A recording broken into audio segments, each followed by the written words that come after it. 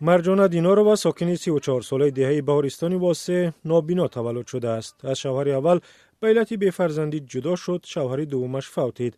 به جز از یک برادر مهاجر دیگر کسی ندارد و بار نگهبانیش به دوش خانواده برادر است. با هدف تشکیل روزگار مستقلانه به مقامات برای دریافت زمین مراجعت کرد و برایش به مشکل قطعه زمین جدا کردند. همه اسناد و سرتیفیکات را دادند.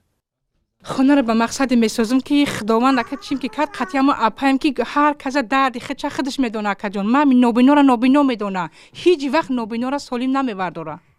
من خونه را بسازم قطعی ما اپام بیارم قطعی زندگی کنه. اما مشکل و بحثش پس از آن شروع شد که مرجانه با کمک یک نفر خیرخواه خواست بنیاد منزلش را شروع کند.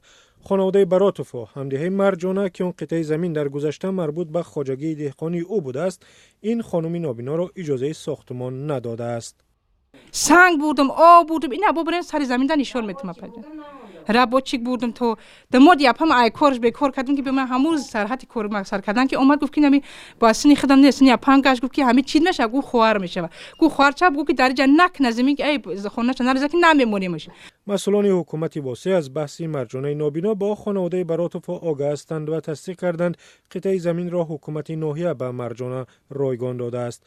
اما خانواده براتوف که در گذشته خواجگی دهقانی داشتند دوباره به مقامات دادستانی برای بازپس گرفتن زمین خواجگیشان مراجعت کردند. پروکراتور سنجش کرده است، آموزش رفته است، همون شخصیتی که در آن زمین دادن آورا پرونده‌اش آموخته است، همین حالت رفته است، همین جواب را که بگردونه دیگه اون تمام بعد دیگه اون پرابلم را شیمی را بعد کارش سر میکنه.